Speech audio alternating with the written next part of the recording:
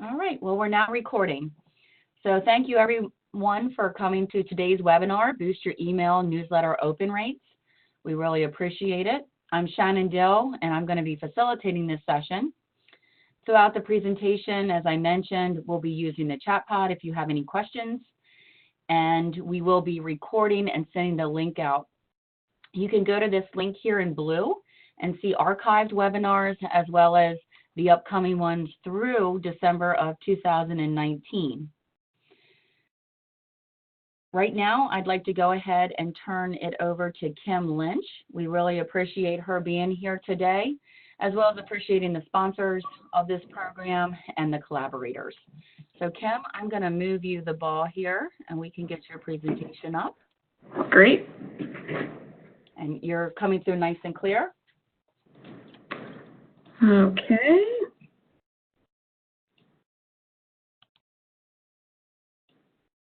All right. Is it showing up okay, Shannon? Yes, looks good.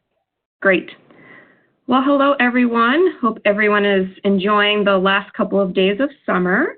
Again, my name is Kim Rush Lynch, and I'm the Urban Agriculture Conservation Planner at the Prince George's Soil Conservation District.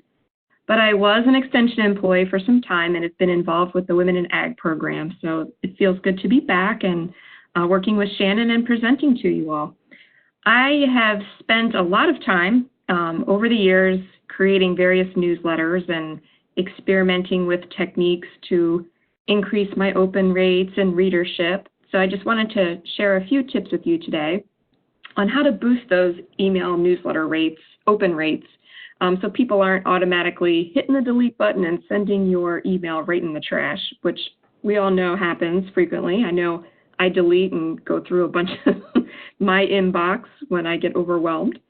So first I wanted to talk about why it's important to improve your email open rates. And one of the main things is to entice people to do business with you. You want to make sure that you're driving people to your website, to your blog, or to your, let's see, I think we might have a technical issue, Shannon. I want to make sure you can still hear me. You sound just fine. Okay, it must have been someone on someone else's end. Thank you. Yeah, I'll go ahead and I can do that by the chat. Excellent. So it's really important, as I mentioned, to drive people to your website, to your blog, your e-commerce page, your social media, anywhere where you're going to be trying to get content out to your readers to have them engage with you. And that might be visiting your farm, signing up for a CSA share, coming to one of your special events. So that's a big reason why you should try to get folks, try to boost those email newsletter open rates and get people into your inbox. Now, some people feel that newsletters are dead, but actually email newsletters still have a higher percentage open rate than, say, your social media. You have to have a lot of social media followers, for that particular percentage to kind of invert and flip. So it's still really worthwhile to do an email newsletter.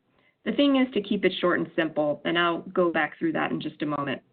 Another reason why it's important to improve your email open rates is just to optimize your return on investment, right? You don't want to sit there and spend a lot of time creating a newsletter and have no one read it. So it's really important to optimize your time and your return on your investment in drafting and developing content for these newsletters.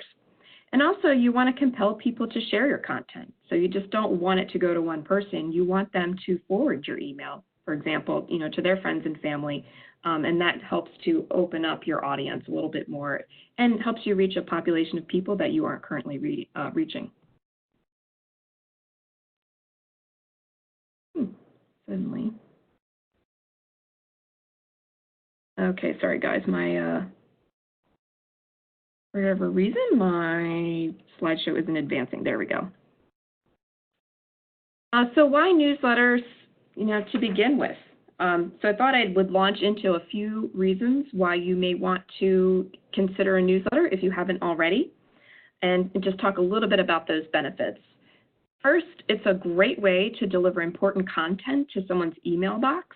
The content could be important to them, of course, but it's also important information for you to get in the hands of someone else. It helps you to build a relationship with your reader. It helps you to expand your clientele. It also helps you build credibility because it's an opportunity for you to share expert information and, the good news that's happening on your farm. It's also a way for you to invite customers to special events that are happening on your farm, or maybe you're doing a special event at another farm or location and you're just really excited about that and want to share that information. So it's an opportunity for you to reach them and to engage them. It's also a good place to develop your brand. And I know that there's other Women in Ag webinars on branding. If you have more questions about that, that's something you should definitely look into. And there's, multiple components that go into branding. Obviously, there's the whole graphical, graphics and the look and the feel, but it's also your messaging, what information you are sharing and how you're presenting yourself to others. It's a good place to provide, space for letting folks know about promotions and also a place for them to purchase. So oftentimes people can put links, in their email newsletters to recent products, new products, or just, the same old products, maybe with a different spin, and just reminding people that you're there and that you have these valuable resources and, food products to share. Newsletters are also a great tool to pair with other digital marketing channels. For example, your social media channels, you want to often pair them. And there are ways to link your email newsletters, with your social media accounts, or and also just to link a sign up button. There's, ways to have, whether it's up by the cover page photo or on that sidebar, you can just have a simple sign up button and people can engage you and, learn about your newsletter that way, in addition to having a button on your website. So I wanted to mention that there is a past webinar that I did maybe a year or so ago on tips and tools for email newsletters, and I did put the link in the chat box. There's a lot of information in there that I won't necessarily obviously cover today, but it might give you some good background in terms of developing your email newsletter. Because as we all know, some of the open rate success simply has to do with how well your newsletter is produced. Today we're going to be talking a little bit more about that first impression, but you can only have so many good first impressions if someone opens your email newsletter and it just stinks every time they open it. So, think about that, and that's what that other webinar will talk about a little bit more. All right. So talking about the open rates, I just wanted to go through just a little bit of background first. So this might seem depressing, but the average open rate for every industry in terms of newsletters is almost 18%, which sounds really sad, I know, but actually, that's just kind of the way it is. About 18% of your email newsletter list will open your newsletter. I remember when I was doing newsletters a little bit more regularly, like for example, with Extension, I get really excited because I get like a 25% open rate or a 33% open rate. And people were like, "You're excited about that?" I'm like, "Yeah, because that's actually really good. The industry average is fairly low." Having said that, if you have a large email newsletter list, you can still reach a ton of people. So don't let that discourage you. A little bit of good news, however, is that the ag industry's open rate is a little bit higher than that.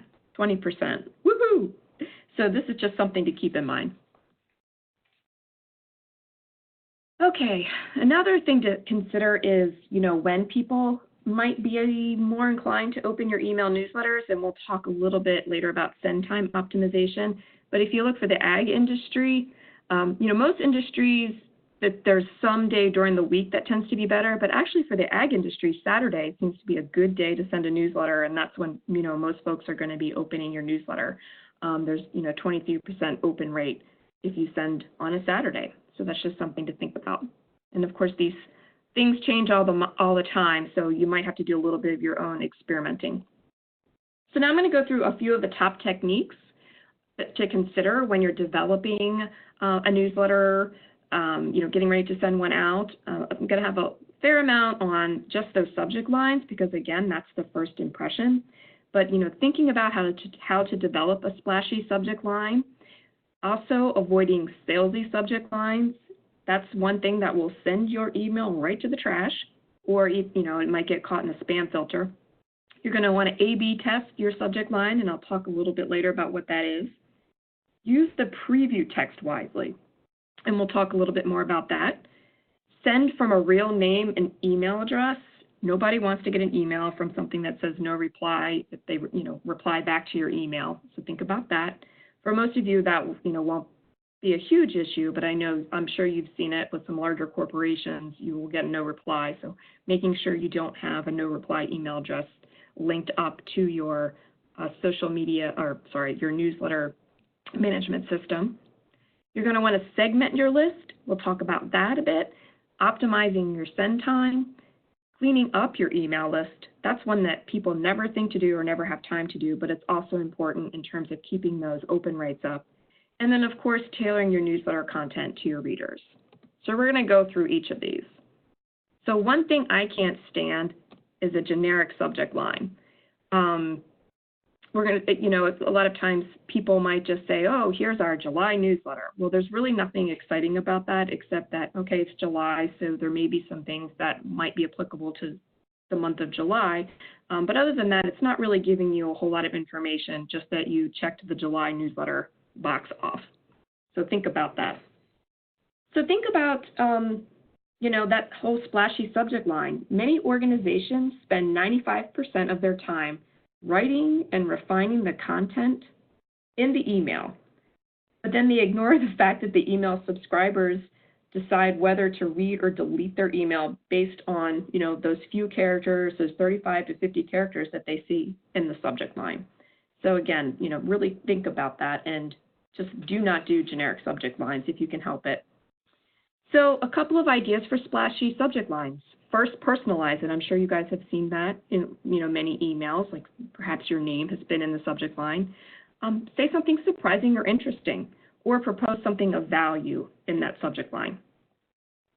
So some ways to personalize it: first names, we just talked about, and also, your whole email should sort of have this flow, but imagine that you're writing to a friend or just one person, because that feels a little bit more personal than you sort of sending this mass email that, even though folks know deep down that you're sending it to many people, there is something that happens in the brain when you're reading an email that looks like it's personally directed towards you.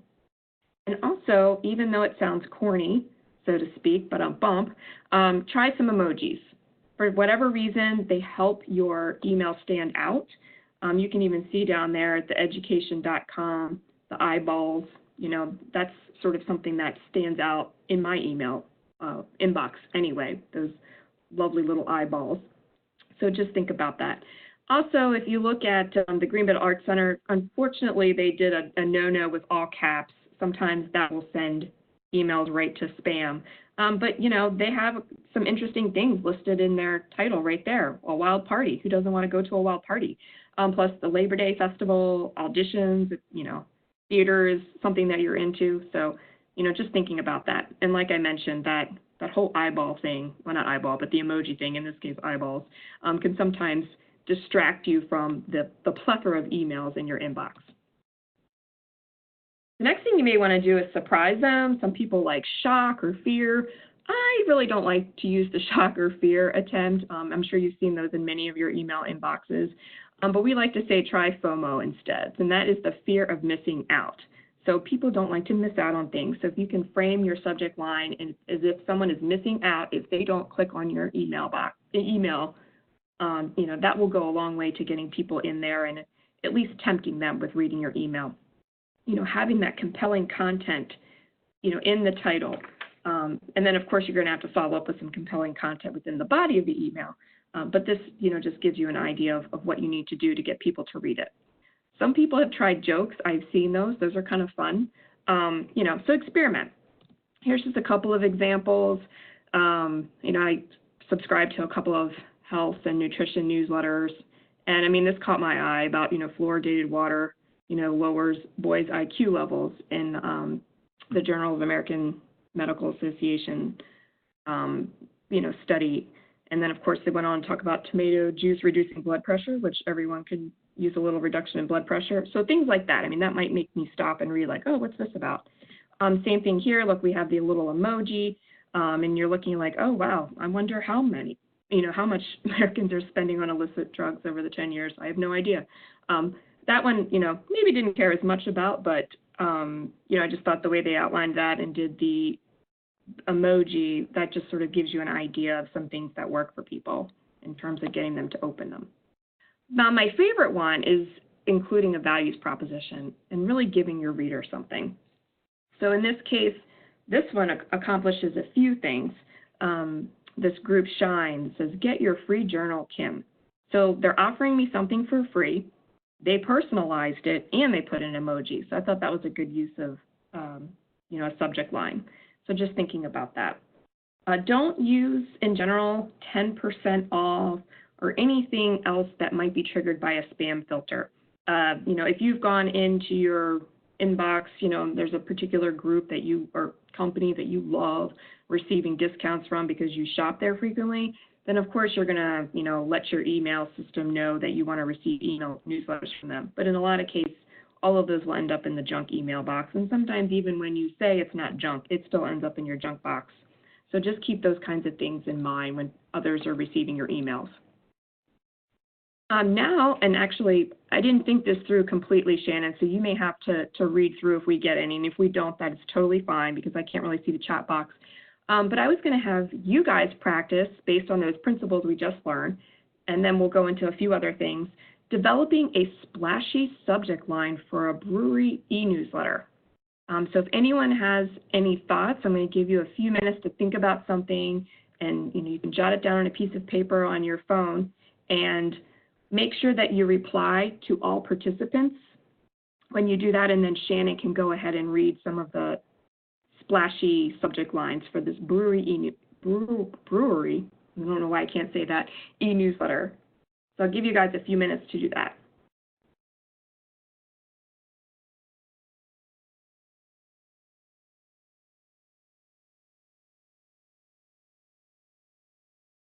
And if folks aren't feeling inspired today, I totally get that too.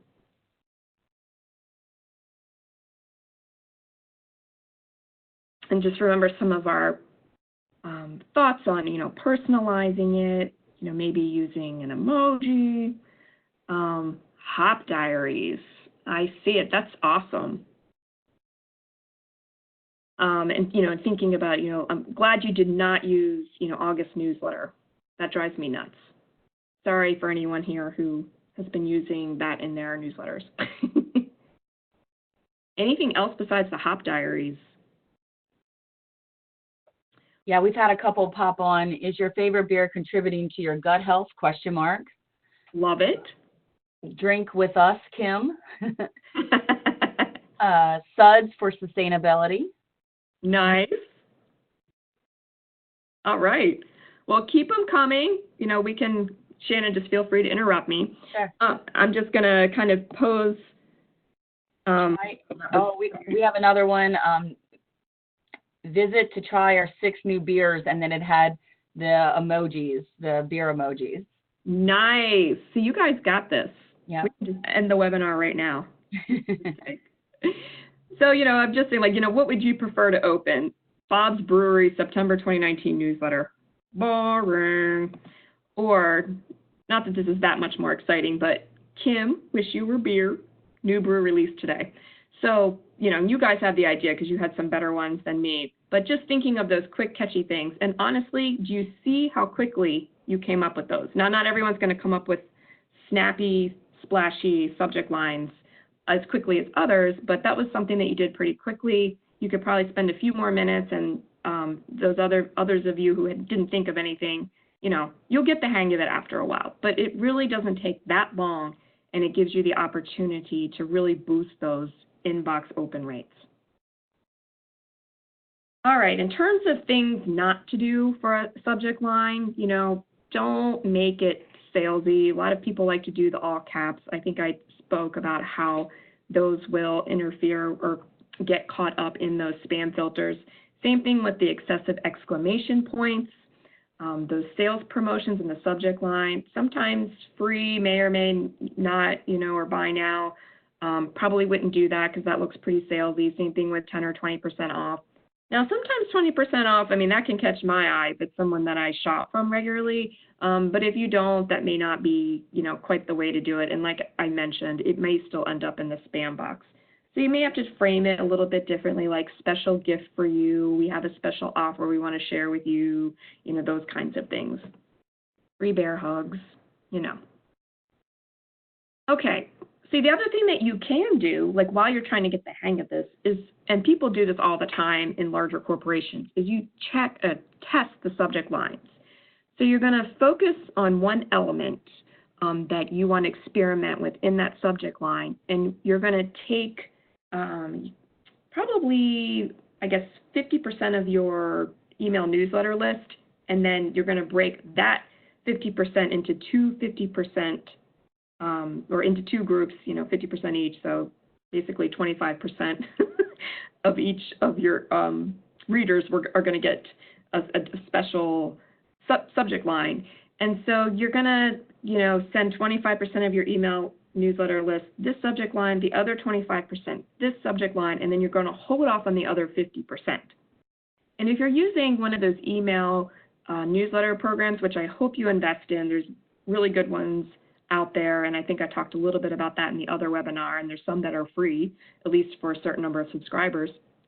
It will allow you to do that, and then it will send you immediate results. Like within an hour, it can send you what your, open rates are. You wait another 24 hours, it will have another report for you, and then it usually has another one like a week later. So you can kind of look and see which subject line had the better open rate. And then once you have that information, you will use that winning subject line and send it to the entire list or the rest of your list that you haven't already sent it to. So you can do that, for every email list. Some, companies do that, or you could just do that periodically just to kind of check in and see how you're doing with your subject line content. All right, so another thing that people don't always think about is that preview text. And so it's usually a good idea to include a pre-header. I know some people see that in their email content management system, and they're like, well, what's that? I don't need to bother with that. But, really you should. So if you look here, like in the Gmail, there's a way that you can, kind of summarize your email in this pre-header text or put a call to action in there. I thought Danielle Laporte, did a great job here. Love yourself with fierce gentleness, and that kind of compels people, who are, into some of that self-care stuff to kind of, open that up. The other one that I thought was kind of funny, but oops, back that up, but made me laugh was Dr. Axe's just stop the probiotic carnage. But you can see how he's used the emoji and the pre-header text, and I thought that was almost a little bit more compelling than just a word on probiotics, which was the subject line.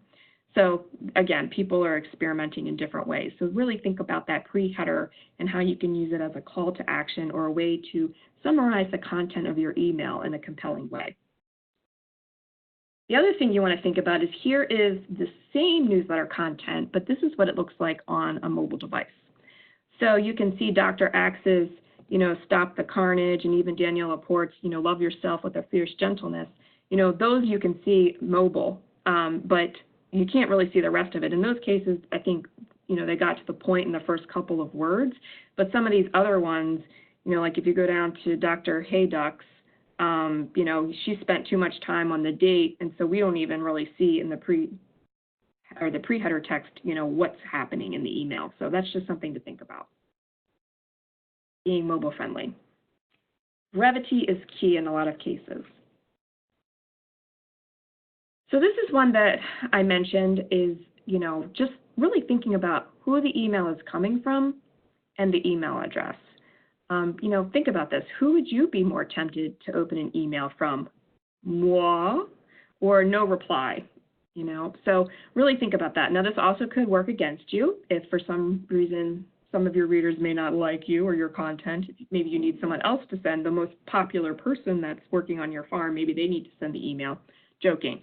But you get the idea. Really, this adds to the personalization. And if I see no reply pop up, I know it's a spam email kind of thing, or if something very, generic. So if you can have it come from a person, that really, I think, helps a lot. Also, sometimes it may be a newsletter that I enjoy reading, but I don't have time to read, this farm or this nutrition person's newsletter right now, and I know the name of their store, their farm. But if I see it coming directly from them, I may not think it's their email newsletter, and I think it's an actual direct email to me, so I will be tempted to open it up. So that's something else to think. Here's a good stat. 64% of subscribers say they are likely to read your email because of who it's from, and 47% of email recipients open an email simply based on the subject line. So we talk about that whole don't judge a book by its cover, which you shouldn't, but in this case, when you're going through your email box, rapid fire, you are judging the book by its cover in many cases. So, really think about that. All right, another important thing to think about is list segmentation. So when you set up, a sign-up form, with your email newsletter, management system provider, you can actually sort of segment out what sort of list. So this is, one that I know Prince George's County Extension has done. So they have, a main email list, solutions in your community, that goes to everyone that's signed up. And then they have the 4-H one that goes just to folks who are interested in, 4-H and youth development education type things. Then there were folks that were really just interested in the local farms and food. So we had a separate list for them. So, there are 3 monthly newsletters. And there are 3 monthly newsletters, I should say, still, but I know that there's various people who have signed up for all of them, or maybe just 1 or 2 of them, just depending on what they want. And the thing is, that's a great way to keep people on your email newsletter system without over-emailing them and frustrating them. Because I may not want 3 email newsletters from University of Maryland Extension in Prince George's County. I may just want 1 of those email newsletters, and I may not unsubscribe if I'm only getting 1 a month. If I'm getting 3 a month, I might unsubscribe because it's just driving me crazy. So that's really something to consider, and why it's really important to do list segmentation. So you can really tailor various lists within your email system. So maybe there's a group of people that really just love to, come out and just do farm events. Maybe they don't want to participate in your CSA, but they really enjoy the events. So, let them have the option of just signing up for the events page without being spammed constantly with your CSA information. And vice versa. Maybe your CSA customers really just want to come to the farm, pick up, and, they're really not interested in coming to events. So, again, give them the option. Now, some people may not come, but they still like to hear about them. So think about that and give people options. This is the beauty of doing that segmentation. This way, it doesn't have to be an all or nothing kind of deal for people to stay on your email list. And then you can really target those specific emails to that specific list. It's a great way of holding on to, retaining your customer base, your readership.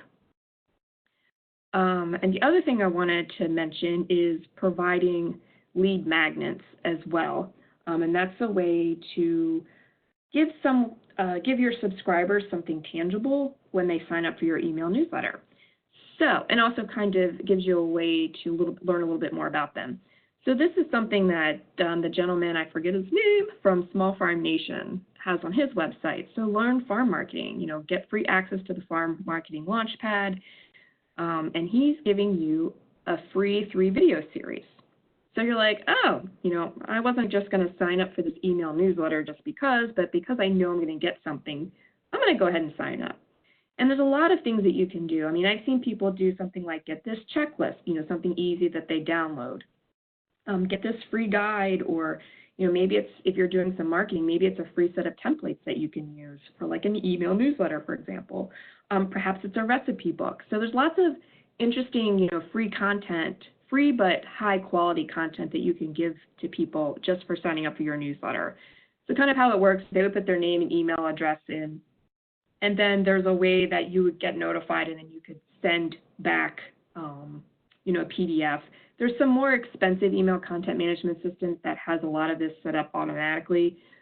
So if you're large, then you probably want to go with a more robust email management system. But even some of the more simpler systems, and you can at least get notified so that you can then, maybe you don't want to get instant, access or an instant guide, but you'll get notified so that you can send it to them and even follow up with a personal email, pretty immediately.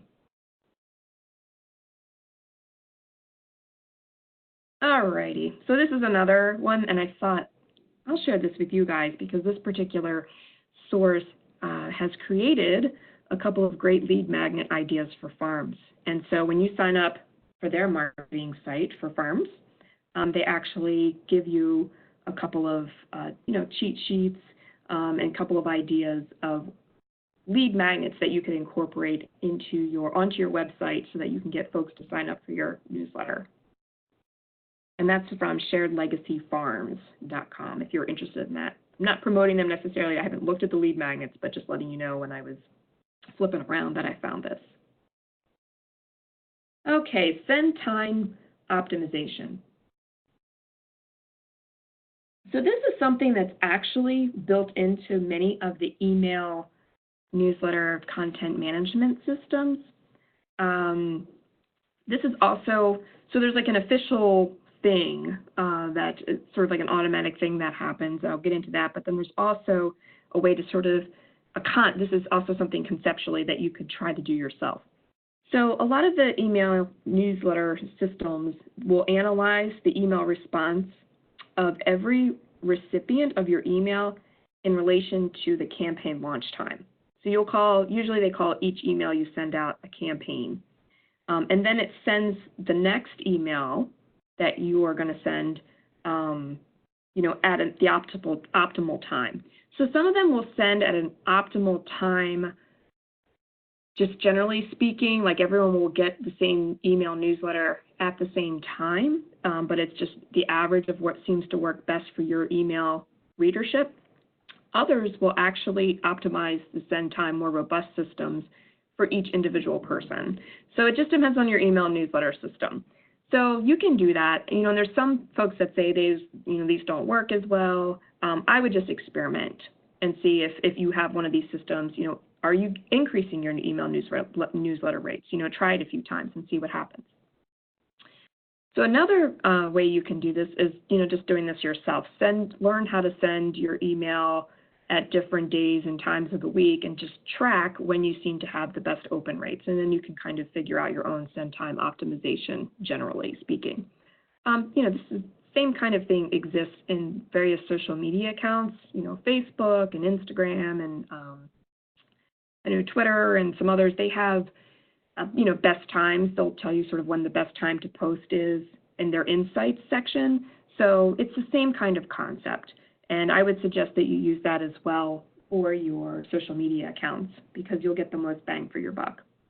And again, that's the same thing. It's just sending out different days and times or using their algorithm, which, based on your readership of your social media account, they can let you know some key factors such as, when people tend to read your social media posts mostly, or which types of posts also create the best engagement. And that's, leads into basically the A/B testing, of the open rates on various days and times. So just experimenting with that and trying to track it. All right. Let's see. The next thing I wanted to talk about, we already did that, is list maintenance. So this is something that most people forget to do. I was always very guilty of this. I hated doing this, going back and seeing which email addresses bounced and trying to find out why. Was it a temporary bounce because there was something in there on their end in their email, or was it because there's a bad email address? Is it because they blocked me? Trying to figure out all these sorts of things. So it's a really good idea if you can kind of go through and maybe figure that out to a certain extent. And if not, you can always, email that person and say, hey, your emails are bouncing. Do you still want to receive them? If they don't respond, I'd say delete them. If they say, oh, yeah, sure, just remind them to have them add your email address, to your inbox so that they're sure to receive your emails. And worst comes to worst, you don't hear from people, just remove them. Just get them out of there because that will interfere with the algorithm that sort of calculates your open rates. And, so that kind of goes, feeds into the second point of, removing or re-engaging those unengaged subscribers. And in terms of re-engaging them, it may be that you need to offer something else of value to them to get them to stay. Maybe you need to change some of the content. maybe you need to think about, we're going to talk about surveying your readers in a minute, just to see if there's something that is more appropriate for your newsletter list, right? Because what worked, 1 year or 1 month for your email newsletter subscribers may not work for the following year or the following month, because your subscribership, the makeup of your subscribership changes. So think about that. And then also you may want to go back once in a while and review your subscriber list for appropriateness. People move around in terms of what they're doing or what they're interested in, so they might just be signed up on the wrong list. And you always want to make it easy for them to unsubscribe or update their preferences, because they may have been interested in everything about your farm, when they first subscribed, and then maybe later on, as years or months or years have gone on, they've just suffering from inbox fatigue. So give them an opportunity to update their preferences and select which ones they want to be on. And that's something you can even include, not just in the bottom or the footer. A lot of your email content management systems will have that footer. So people, every month, so people can automatically do that themselves. But you might even just send a little note, in the body or maybe in the beginning part of your newsletter, just to remind folks that they're able to do that. You're there to serve. You're there to customize their reading experience. And this comes down to compelling content. As I mentioned before, it doesn't matter how great your subject line is, if you have a boring newsletter, or not even boring, but just a newsletter where the content is not tailored to the reader. So just finding out a little bit more about what your readers want to hear more about. What do they want to learn about your farm? What do they like to know? I mean, it may be that you're not including something in your newsletter that people really want to hear about because you think maybe it's just mundane or boring, but you have to put yourself in the shoes of your reader. So it's great to survey them. You can survey them as a group, drafting something in a survey in your email and using, a survey service. Or you can simply just, at the farmer's market, or just, query your CSA customers when you chat with them, those that you trust to give you honest feedback, and see, what am I missing, or what else, how can I make the reading experience, better for you or more productive for you.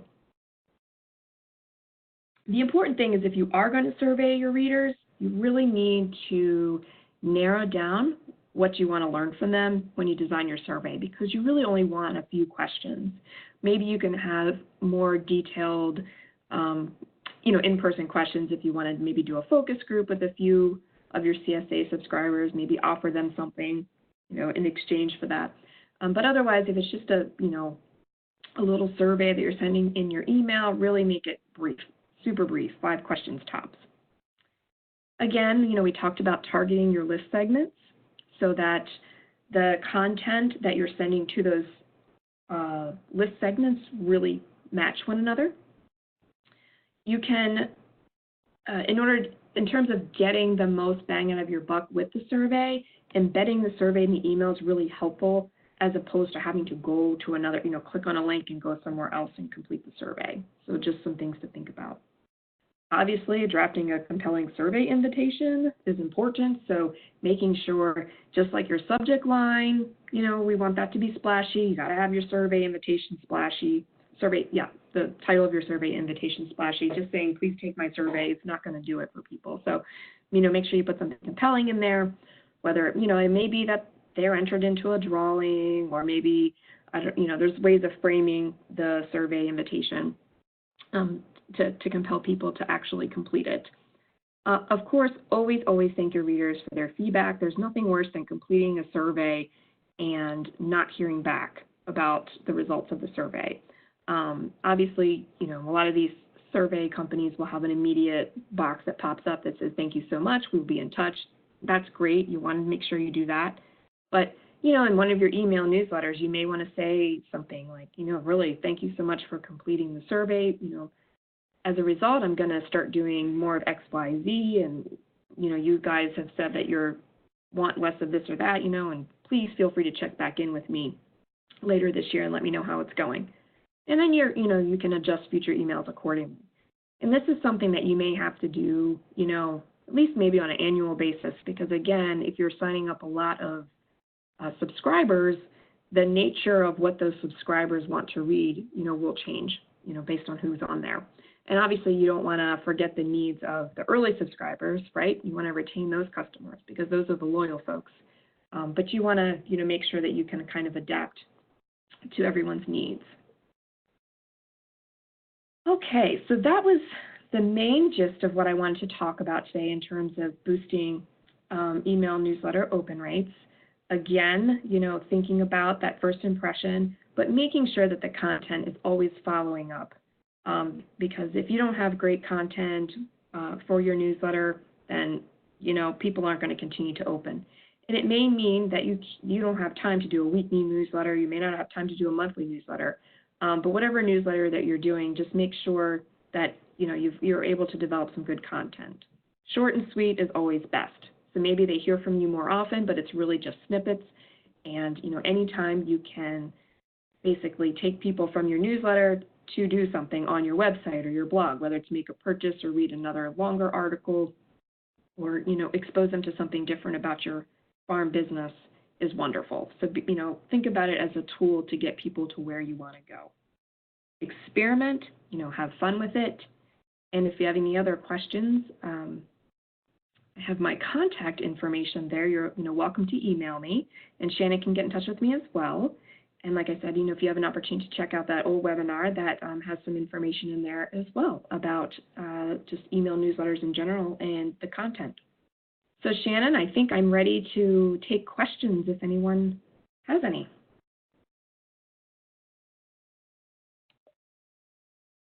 All right, the chat pod's open, or the Q&A section. That was really great, Kim. Thank you very much. No problem. Excellent points on there. Good, good, good. Well, hopefully some folks have found it helpful. Okay, there was a question about the link to the webinar. We will be sending an email, so if you registered for this event, you will be getting it. I can post it here once the recording is up. It'll be under the Women in Ag page. So I can pull that up, and then Kim will also be sharing her slide set. It will be located on the web page as well. So. And if they're looking for the link for the first webinar as well, I did put that in the chat box. I'm not sure if everyone saw it though, because that was early on. Okay. So right here is today's webinar is there, and then I think you had it in chat pod. Right, so there's a question from Mary. We currently do a hard copy as well as an e-newsletter for different age groups. Any experience with which is most effective? In terms of hard copy versus electronic copy? So it sounds like they must do a print mail copy. Is that right? By mail? Okay. Mary, I'll let Kim answer too, but I know that we've experienced that as well in Extension. Is we generally we have a newsletter list that we do send print copy to, and then have an email as well. What do you think, Kim, on that? It's tough. It is tough because the thing is, you're going to have people that prefer one over the other. I will say, mail is always fun because you actually pay attention to it for the most part. It used to be the other way. People paid more attention to email, but now as our email inboxes are deluged, on a minute basis, sometimes it is nice to have that paper copy. Or I know what some people have done is like postcards saying, hey, here's my email newsletter. And most of the time, if you're using a content management system, there's a way to do a PDF from that or have an online link. And you could put a link to the latest newsletter with, maybe some compelling information, almost like that subject line on the postcard, if you don't want to actually have to go and print the whole newsletter. If you have the capital to print newsletters and mail them, plus email them, that's awesome. Definitely go for that. But if you're finding you're stretched, you may just do a postcard that would have a link, or just letting people know that the newsletter is out and it's on your website. And then also, of course, send the email version. Yeah, we stopped doing one so often. We used to do one every month, and we went to every other month, and now we do a big one once a year for all of our winter programs, and everything else is e-blast. I think the Other thing too is, everything's mobile friendly and easy to Yep. read from a phone. We find our audiences are so mobile now that actually sitting down and reading it on a desktop is probably not happening. Yep. Absolutely agree. Especially as these phones get bigger and bigger as well. Mhm. And then there's some days I'm thinking, do I really need a laptop or can I do Right. everything on my phone? Can I do everything on my device? All right. Helpful tips. Thanks. Great. Thank you, Mary. Any other questions for Kim? All right. You're getting some good shout outs, Kim. Thanks so much. Great suggestions. Good, good, good. Well, I'm glad it was helpful. Just wanted people to think about those subject lines and just, maximizing their time as well. Sometimes I've seen it over and over again. People have great newsletter content, but the subject line isn't compelling enough for people to open it sometimes, unless they already know that there's always good information in there. But that subject line can really give you a little boost. Perfect. All right. Well, I'm going to go ahead and start recording. Any other final comments?